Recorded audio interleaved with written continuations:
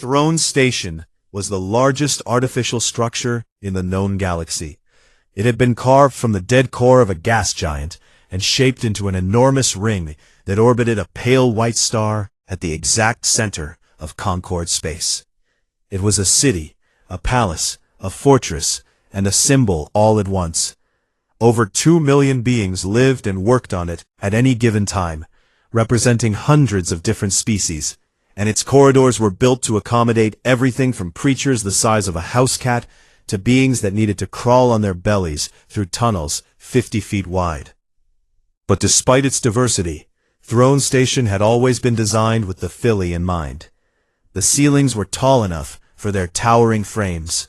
The lighting was kept dim because their compound eyes preferred it.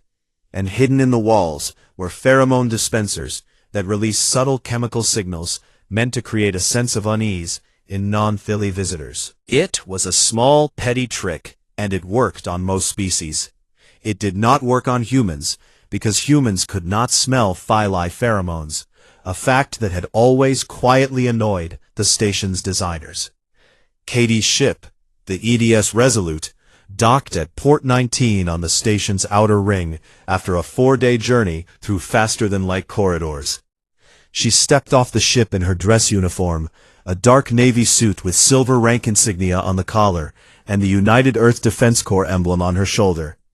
Beside her walked Danny, who had spent most of the trip reviewing intelligence files and now had dark circles under his eyes to prove it.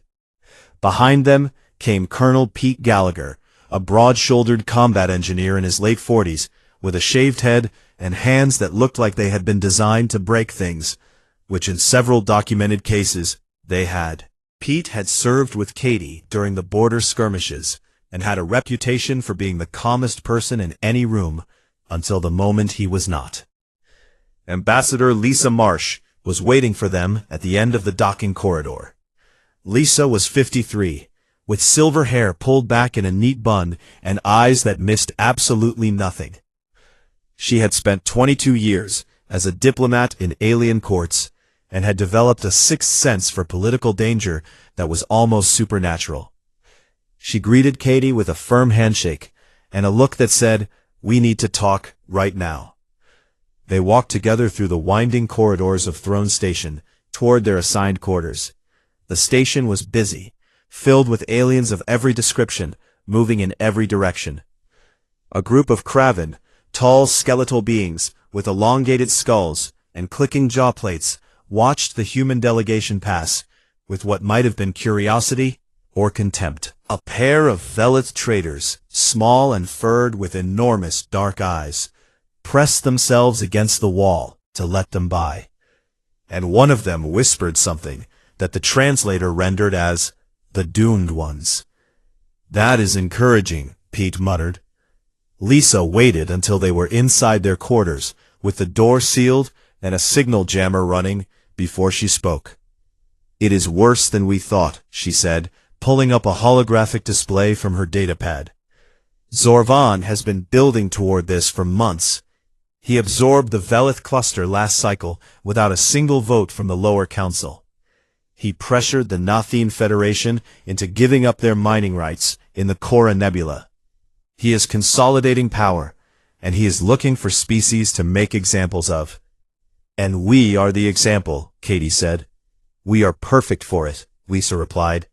"We are new, we are small, we have no powerful allies on the upper council, and our handling of the Raklon conflict gave him exactly the excuse he needed. He is going to stand in front of the full assembly and call us cowards, and then he is going to propose stripping our territory." "What happens if he succeeds?" Danny asked. Lisa's expression was grim. "If the assembly votes to reduce our holdings, other species will see us as vulnerable. The Concord operates on a simple principle. If you look weak, you get eaten. Not literally, in most cases, but close enough. Our trade agreements collapse, our colony protections vanish, and every minor power in the Outer Rim starts eyeing our worlds like they are up for grabs."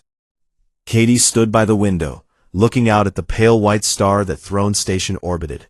It cast a cold, sterile light that made everything look slightly dead. "What is our play?" Katie asked. "Officially, we accept the summons with grace, present our case calmly, and let the diplomatic process work. We show the Assembly that we are reasonable, cooperative, and committed to the Concord." "And unofficially?" Lisa hesitated. "Unofficially, I have been a diplomat for 22 years, and I have never seen a situation where being polite to a bully made the bully stop. Zorvan does not respect cooperation. He respects power. And right now, he does not think we have any." Katie turned from the window. "Then, we change his mind." The Grand Amphitheater of Throne Station was the largest enclosed space Katie had ever been in. It was a circular chamber nearly a mile across, with tiered observation pods rising in concentric rings from the floor to a dome ceiling, so far above that it was lost in shadow. Hundreds of alien delegations filled those pods, each one representing a different member species of the Concord. The air was thick with the sounds and smells of 1,000 different biologies, and the translation systems hummed constantly, converting every language into every other language in real time. The floor of the amphitheater was an open circle of polished black stone, smooth as glass and cold underfoot. This was where the accused stood.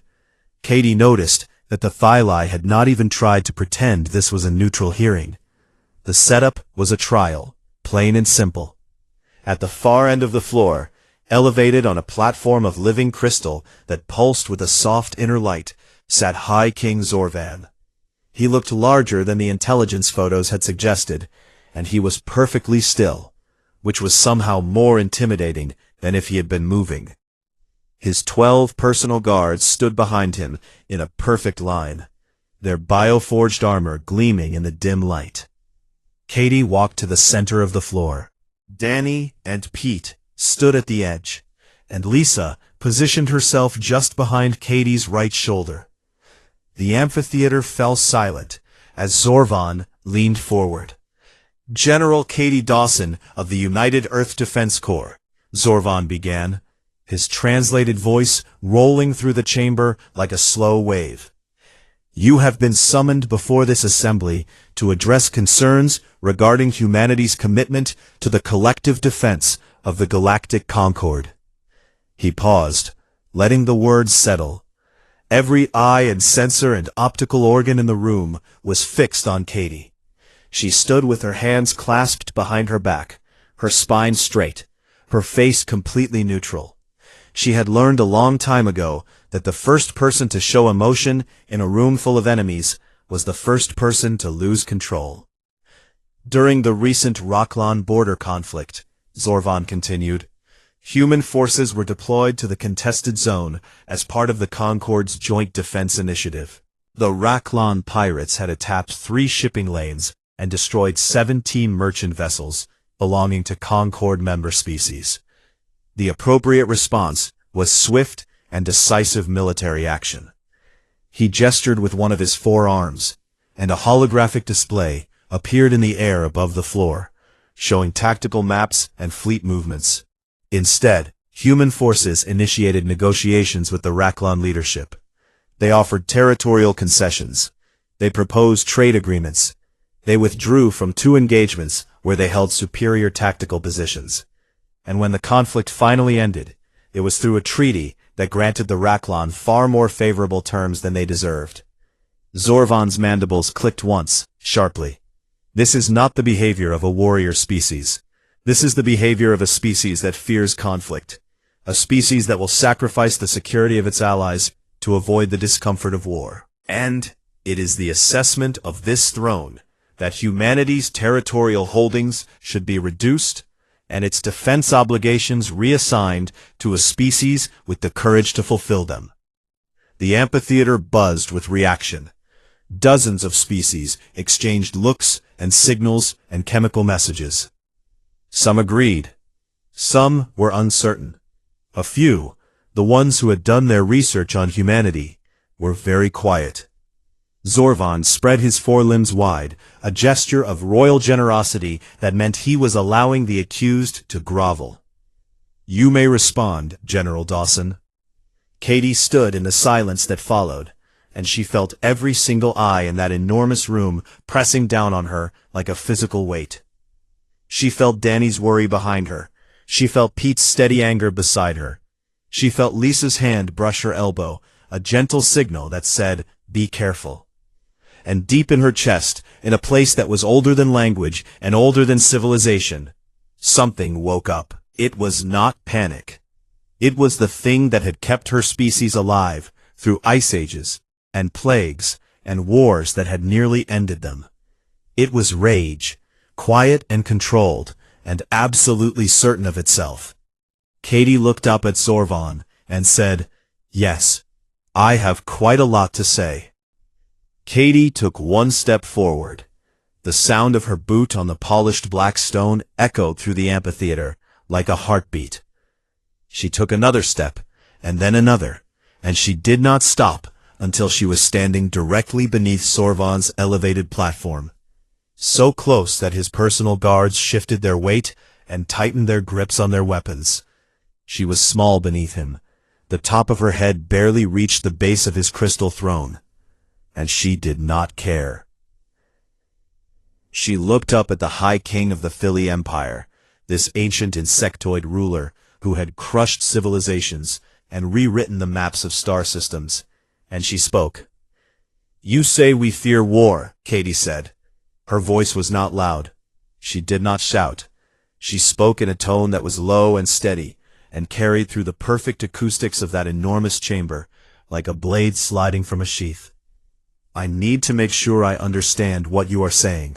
You looked at humanity, a species that has been fighting wars against itself since before we had metal tools.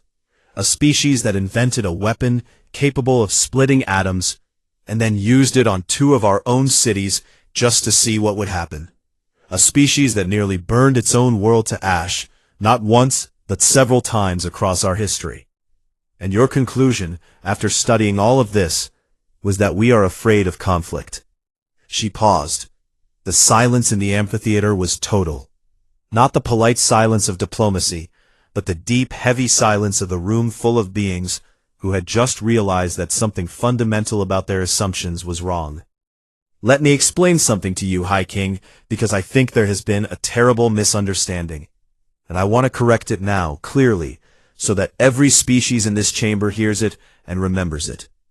She turned slowly, addressing not just Zorvan, but the hundreds of delegations watching from their tiered pods. Thousands of eyes and sensors and optical organs tracked her movement. Translation systems worked overtime to convert her words into 600 languages. And in every one of those languages, the meaning was the same. You watched us negotiate during the Rockon conflict, and you called it cowardice. You watched us offer terms, and you called it weakness. You watched us show restraint, and you called it fear. But you did not ask yourself the most important question. You did not ask, why?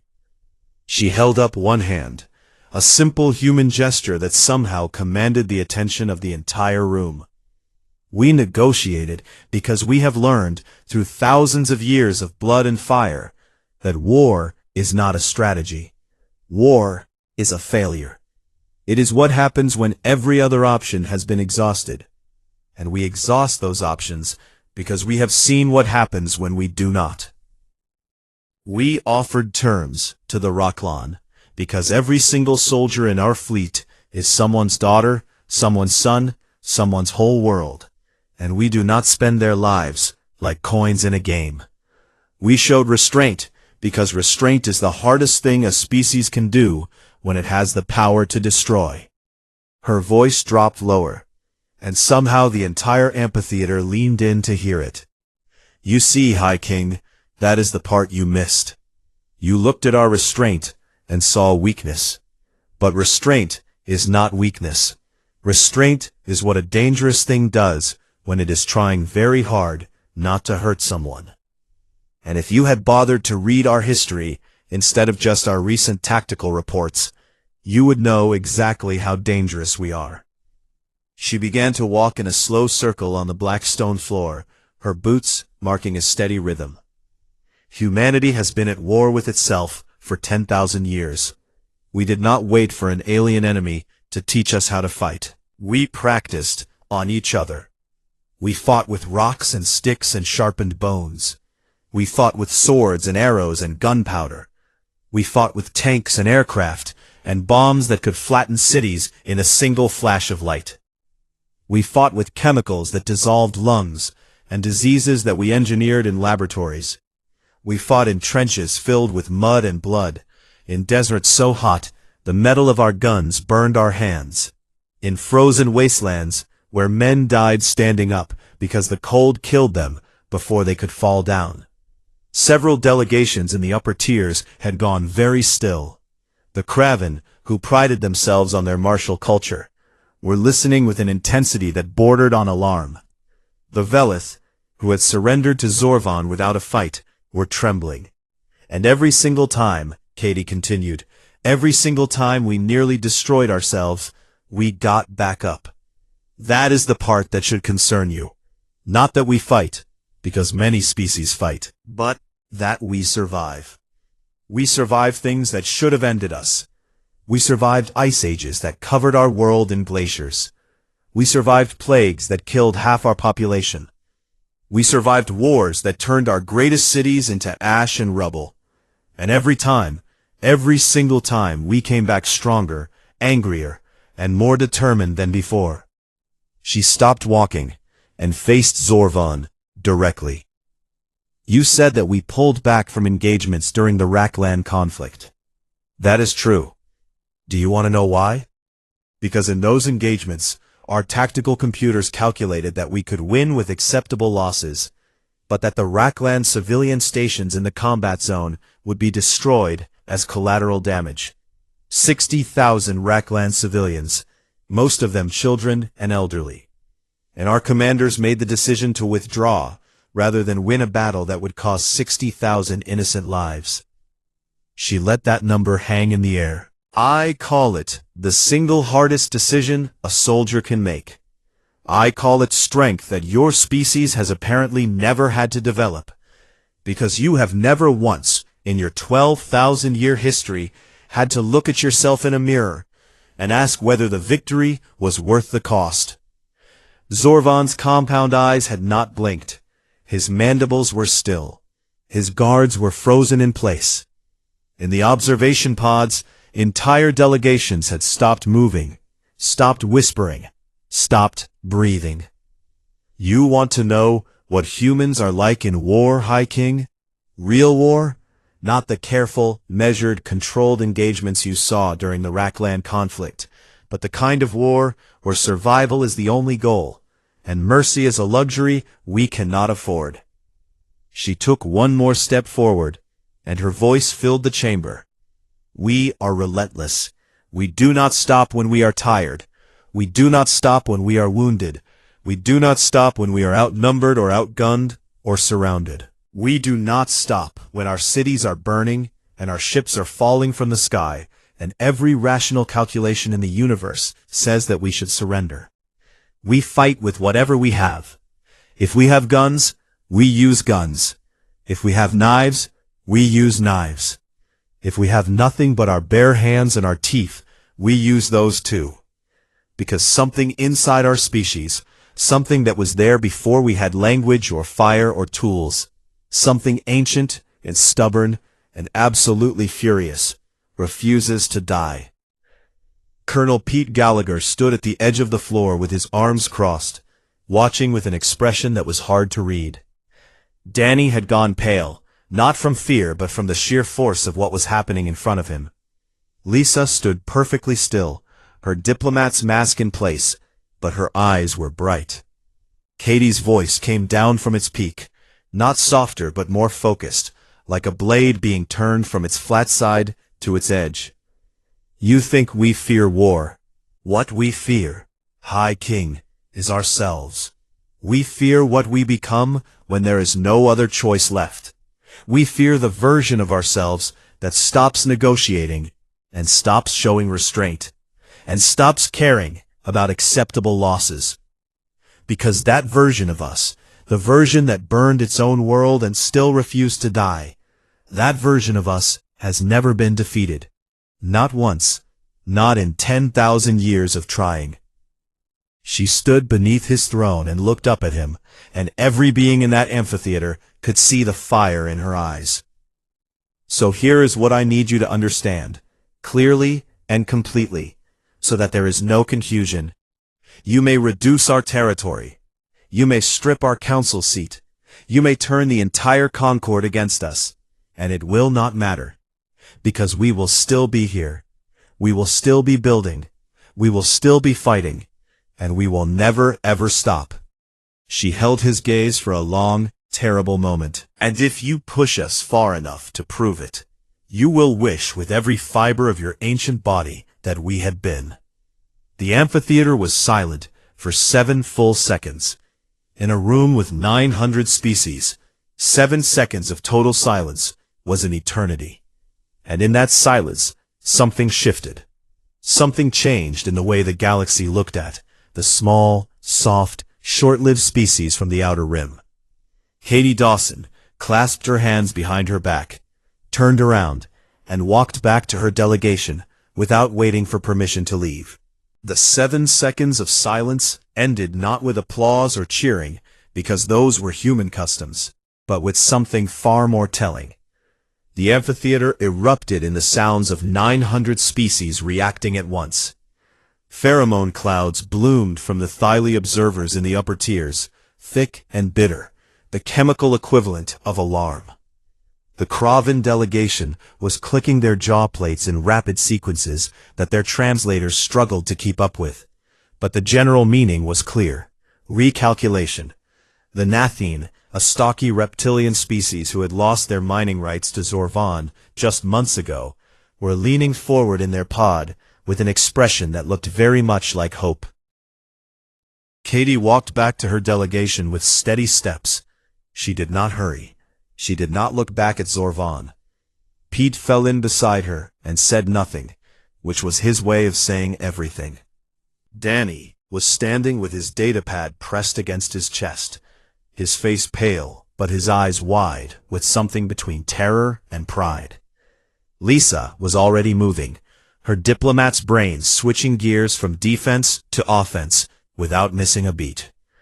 "We need to leave the floor now," Lisa said quietly as they moved toward the exit corridor. "Let the room react. Let them talk. The worst thing we can do right now is stay and dilute the moment." "Agreed," Katie said. Her hands were steady. Her voice was calm, but somewhere deep inside her, the fire was still burning, and it took every ounce of her training to keep it contained. She had walked onto that floor with a set of diplomatic talking points that Lisa had prepared. And somewhere between Zorvan's first sentence and his smug gesture of royal permission, those talking points had burned to ash in her chest. And what came out instead was something older and truer than any prepared remarks. They made it back to their quarters in 12 minutes. The corridors were strangely empty, as if the station itself was holding its breath. Pete sealed the door, swept the room for listening devices, found 3, disabled them, and then leaned against the wall with his arms crossed. "Well," Pete said, "that happened." Danny sat down heavily on a chair. "The recording. I need to check if the recording went through." He pulled up his datapad, and his fingers moved quickly across the surface. Full audio and visual capture, encrypted, already transmitted to the EDS Resolute. From there, it will go to Earth Command on the priority channel. "Good," Katie said. "Make sure a copy goes to every human colony. New Meridian, New Cascade, Blackwell Station, all of them. I want every human in the galaxy to see that recording within 48 hours. "Katie," Lisa said, and her voice had a careful edge to it that meant she was about to say something difficult. "What you did in there was extraordinary. I have never seen anything like it in 22 years of alien diplomacy. But I need you to understand what happens next."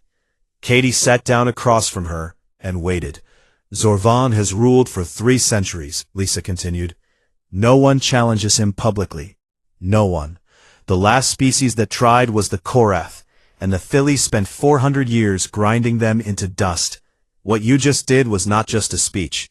It was a declaration that humanity refuses to submit. And Zorvan cannot let that stand without looking weak in front of the entire Concord. So, he escalates, Katie said. He has to. His entire power structure is built on the idea that lesser species fall in line when threatened. If one species stands up and refuses, others might get ideas. The Velith, the Nathine, the dozen other species he has pushed around in the last decade, they are all watching right now to see what happens to us. Pete pushed off from the wall. Then we need to be ready for whatever he does next. What are our military options if this goes sideways? Katie looked at him. The United Earth Defense Corps has 47 combat-ready ships, 12 orbital defense platforms, and about 200,000 active personnel spread across 8 colonies. The Philly Empire has over 9,000 warships and controls a third of the galaxy's military infrastructure. If this turns into a straight fight, we lose. So we do not let it turn into a straight fight, Danny said from his chair. No, Katie agreed. We do not. Lisa leaned forward. Here is what I think happens in the next 48 hours. Zorvan will table the vote on our territory, because he cannot risk holding it while the amphitheater is still buzzing with what just happened. He needs time to regroup, to spin the narrative, to line up allies. That gives us a window. A window for what? Danny asked. For making friends, Lisa said. There are species in the Concord who are tired of Zorvan. They have been pushed around, taxed, threatened, and absorbed for years, and they have been too afraid to do anything about it. What Katie just did showed them that it is possible to stand up and not die immediately. That is a powerful message. We need to build on it before Zorvan can shut it down. Who do we talk to first? The Kraven, Lisa said without hesitation. They are a warrior culture. They respect strength and directness, and they have been quietly unhappy about Philly dominance for decades. If we can get even an informal alliance with the Kraven, it changes our strategic position completely. And the Velith, Danny added, looking up from his datapad. Their ambassador tried to warn us when we arrived, called us the doomed ones. That was not contempt. That was sympathy from someone who has already been through what Zorvan is trying to do to us.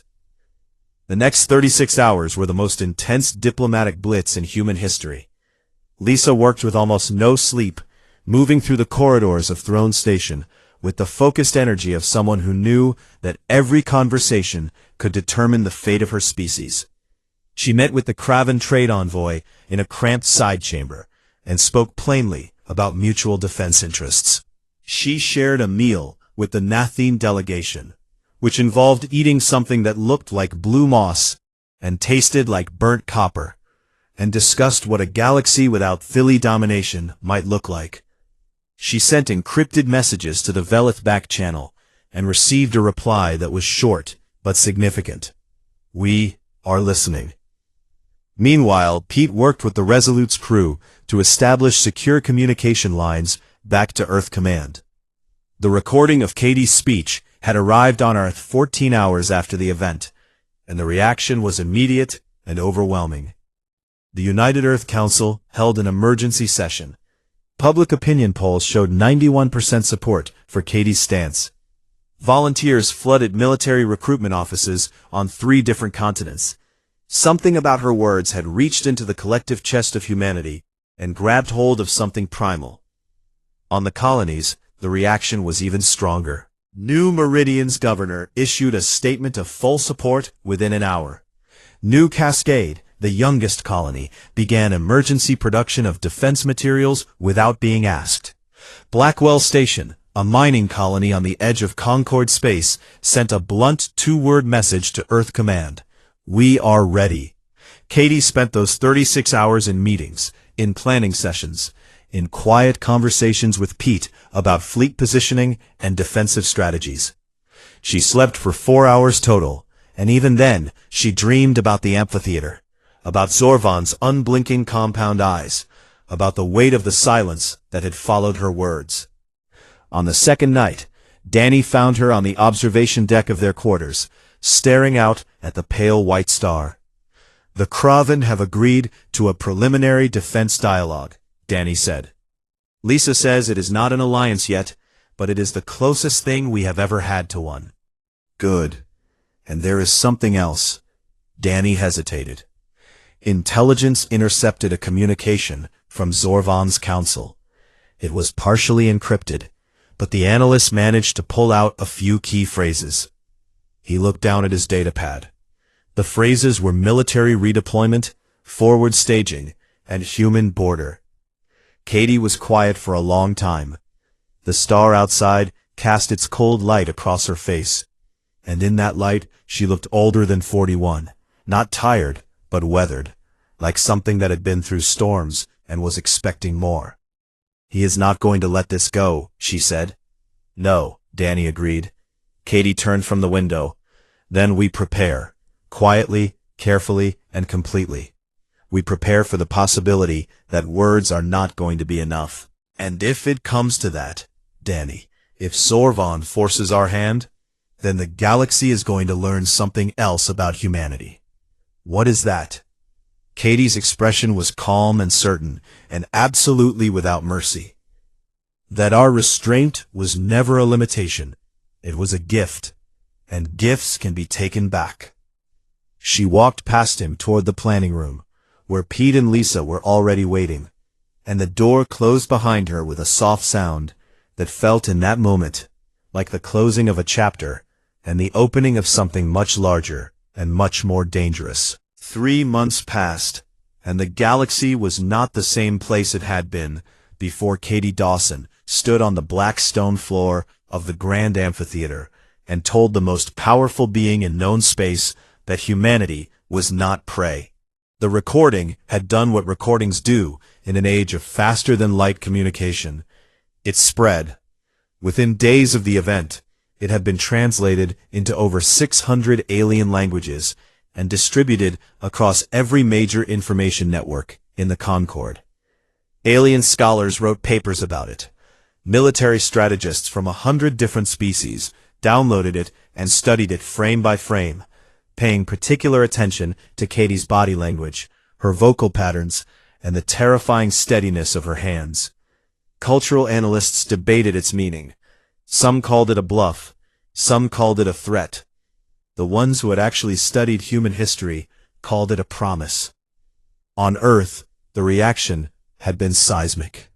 The United Earth Council formally endorsed Katie's remarks after 2 weeks of debate, issuing a carefully worded statement that emphasized humanity's commitment to peace, while making it clear that peace was not the same thing as submission.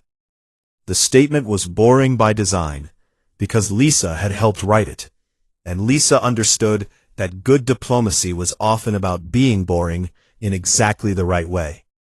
But the public reaction was anything but boring. Katie's speech had touched something deep in the human psyche, something that went beyond politics and military strategy.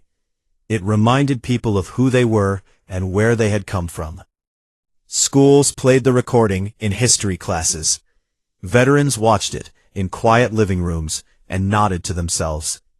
A musician on New Cascade wrote a song about it that became the most downloaded piece of music in human space within a week. Parents told their children about it at dinner tables on 8 different worlds, and the story grew with each telling, not because people exaggerated it, but because they did not need to. The truth was powerful enough on its own. The alien response was more complicated and far more consequential. The Kraven Dominion, a proud warrior species that had spent decades maintaining a careful neutrality in Concord politics, made the first move. Their senior military attaché, a 7-foot skeletal being named Commander Voss, formally requested a joint training exercise with human forces. The request came through official channels, which meant it was deliberate and public and intended to be seen by everyone, including Zorvan. When Lisa received the message, she read it 3 times and then allowed herself a small, rare smile. "This is not just a training exercise," she told Katie during their daily briefing on New Meridian. "This is the Craven telling the galaxy that they are interested in standing next to us. And the Craven do not stand next to anyone unless they respect them." The Velith Confederation, the small furred species that had been absorbed into Zorvan's sphere of influence without resistance, were more cautious, but no less significant. They opened a back-channel communication with Lisa through a series of intermediaries, so layered and indirect that it took Danny a full day to trace the chain. The message, when it finally arrived, was simple.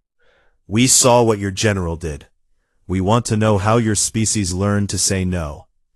Lisa sent back an equally simple reply. "We learned the hard way. We can teach you." The Nathene Federation, who had lost their mining rights to the Philae, sent a formal trade proposal to Earth that was transparently a political gesture. They did not need human mining technology. They needed a friend who was not afraid of Zorvan, and they were willing to pay for one with favorable trade terms. Even species that had no direct conflict with the Philae began to shift their positions. The Four-Eye Collective, a species of networked crystalline beings who had remained neutral in every Concord dispute for 8 centuries, issued a rare public statement calling for a review of the High King's executive powers. It was polite and procedural, and about as exciting as reading tax legislation. But in the context of Concord politics, it was an earthquake. Katie watched all of this from her office at Fort Linden on New Meridian. She was back in her routine, up before dawn, coffee going cold on her desk, supply reports and fleet readiness assessments spread across her screens. But the assessments were different now. Production orders had tripled across all human colonies.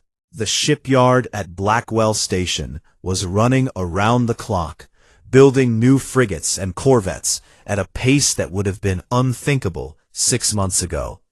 Recruitment was up 40%. Earth's orbital defense grid was being upgraded with new sensor arrays and weapons platforms. None of it was enough. Katie knew that. If the Philae Empire brought its full military might against humanity, the numbers were still impossibly lopsided.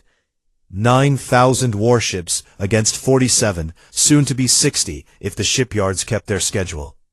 But numbers had never been the whole story. Katie had studied enough military history to know that the side with more ships did not always win. Sometimes the side that won was the side that was willing to bleed longer. Danny brought her coffee one morning, real coffee from the New Meridian plantations, and stood beside her at the observation deck window. The amber sky was clear, and they could see cargo ships rising and falling in a steady rhythm that felt like breathing. "Intelligence update," Danny said. "Zorvan has reinforced 3 forward staging areas along the border of our territory. The Philae Third Fleet has been repositioned to the Cora Nebula, which puts them within striking distance of New Cascade and Blackwell Station." Katie sipped her coffee. How many ships? 1,200 in the Third Fleet alone, plus support vessels and troop transports. "He is testing us. He wants to see if the speech was just words." Was it?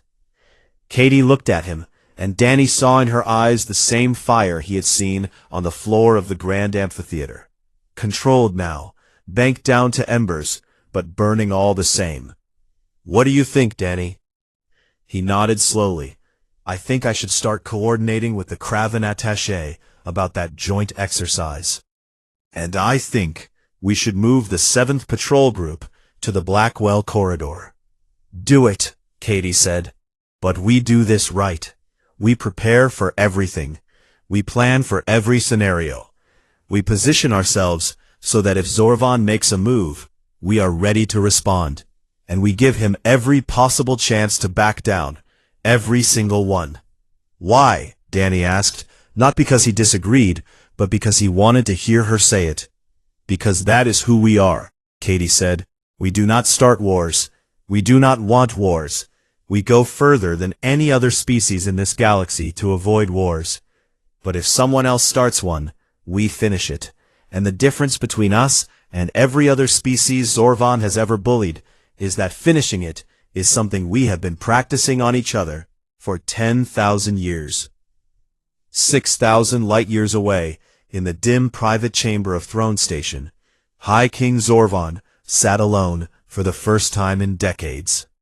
He had dismissed his guards, turned off the pheromone dispensers, and lowered the lights until the room was nearly dark.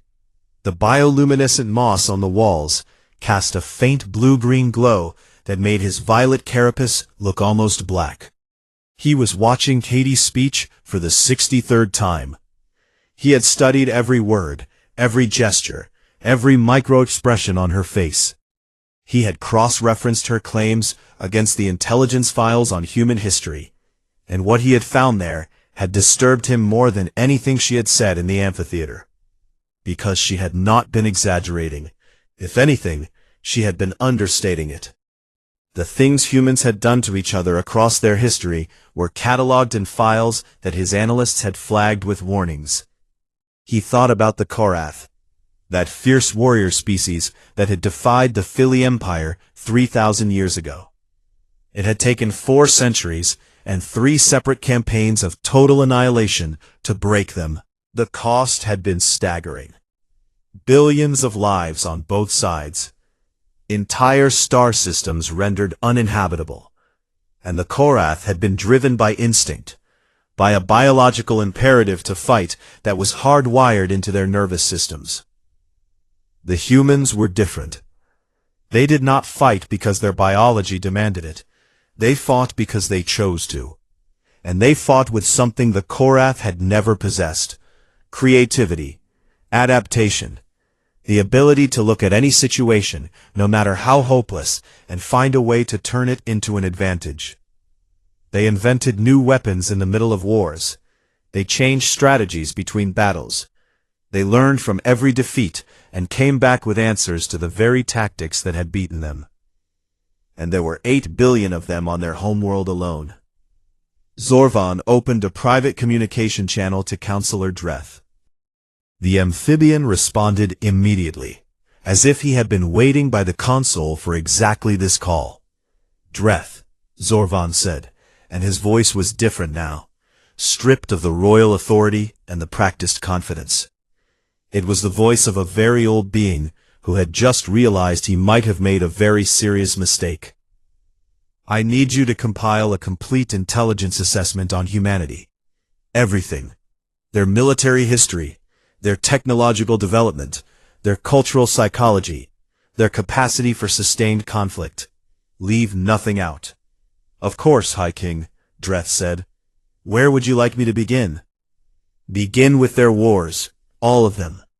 There was a pause on the other end of the channel. When Dreth spoke again, his voice held something that might have been pity, or might have been awe, or might have been both. "That will take a very long time, High King.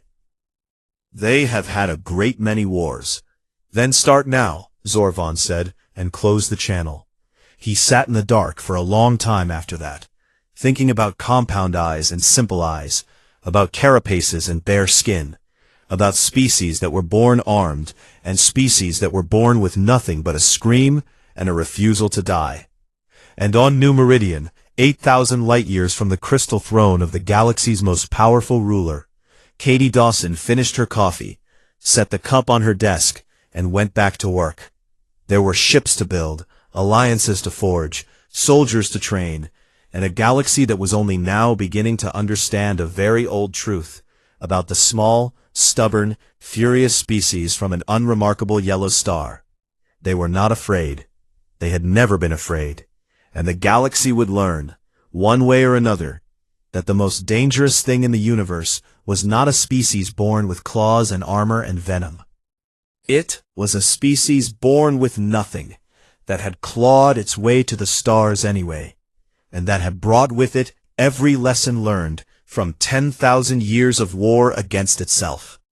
The Concord would never look at humanity the same way again.